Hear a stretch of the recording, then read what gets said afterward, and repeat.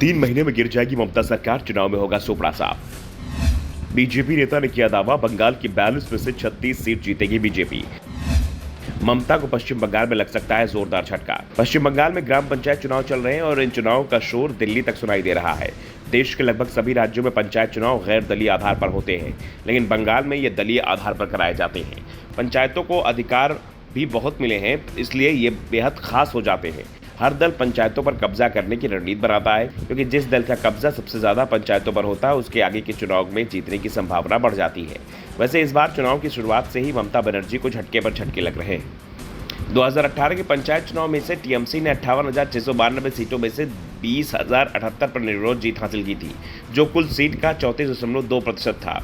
इस बार भी उम्मीद थी कि टीएमसी को 30% से ज़्यादा सीटों पर निर्विरोध जीत मिल जाएगी, लेकिन 2018 की स्थिति को देखते हुए इस बार विपक्ष पहले से ही तैयार था, तो टीएमसी ने भी पहले से अच्छी तैयारी कर रखी थी। लेकिन इस बार टीएमसी की रणनीति कामयाब नहीं हो पाई और पार्टी सिर्फ 8,874 उम्मीदवार ही निर्विरोध जुटा पाई, यानी करीब 12% सीट टीएमसी ने इस बार निर्विरोध जीती है, जो पिछली बार से 22% कम है। दूसरी ओर बीजेपी के 63, कांग्रेस के 40 और लेफ्ट दलों के 36 उम्मीदवार ही निर्विरोध चुने गए। ममता बनर्जी की पार्टी टीएमसी के लिए बड़ा झटका लगा है। राजनीतिक विशेषज्ञों का मानना है कि यह राज्य में टीएमसी की घटती लोकप्रियता का संकेत है, लेकिन इन सब के बीच बीजेपी नेता और विधानसभा में नेता प्रतिपक्ष शुवेंदु अधिकारी ने बड़ा दावा कर बंगाल की राजनीति में हलचल मचा दी है।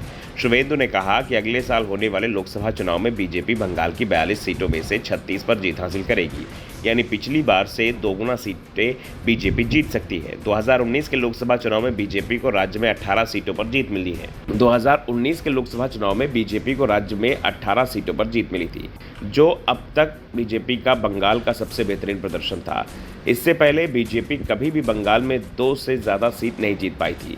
इसके साथ ही अधिकारी ने यह भी दावा किया कि टीएमसी की सरकार अब 3 महीने से ज़्यादा समय तक नहीं रहेगी।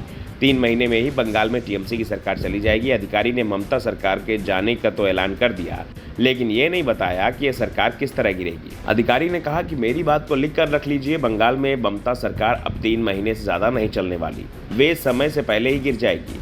3 महीने में बंगाल में ममता सरकार चली जाएगी। दरअसल शुवेंदु अधिकारी के इस बार को ममता बनर्जी के बयान पर पलटवार समझा जा रहा है। 2 दिन पहले ही टीएमसी नेता और पश्चिम बंगाल के सीएम ममता बनर्जी ने कहा था कि केंद्र की मोदी सरकार अब 6 महीने की मेहमान रह गई है। फरवरी में देश में चुनाव का ऐलान हो जाएगा और इसके बाद मोदी सरकार चली जाएगी। ममता ने मोदी सरकार के 6 महीने में चले जाने की बात कही तो शुवेंदु अधिकारी ने दावा किया कि ममता सरकार उससे पहले ही चली जाएगी। अधिकारी ने दावा किया कि ममता बनर्जी से लोगों का भरोसा उठ चुका है। बंगाल में ममता को लेकर जबरदस्त नाराजगी है और इसका नुकसान टीएमसी के उम्मीदवारों को भी उठाना पड़ेगा। शुवेंदु अधिकारी के दावे पर टीएमसी ने भी पलटवार किया है। टीएमसी प्रवक्ता कुणाल घोष ने दावा किया कि बीजेपी नेता हताश होकर ऐसी टिप्पणियां कर रहे हैं। पहले अधिकारी के उस दावे पर सवाल करना चाहिए जिसमें वो ऐलान कर रहे थे कि राज्य सरकार दिसंबर 2022 तक गिर जाएगी। अब वो फिर 3 महीने की समय सीमा दे रहे हैं। हम लोगों को उनकी टिप्पणियां गंभीरता से नहीं लेने की सलाह देंगे, क्योंकि वो हताश होकर बोल रहे हैं। भाजपा के पश्चिम बंगाल से 36 सीटें जीतने के अधिकारी के दावे पर घोष ने कहा कि पार्टी को खुली आंखों से सपने देखना बंद करना चाहिए। बीजेपी इस बार 2 अंकों में भी नहीं पहुंच पाएगी। Bureau report, the such India.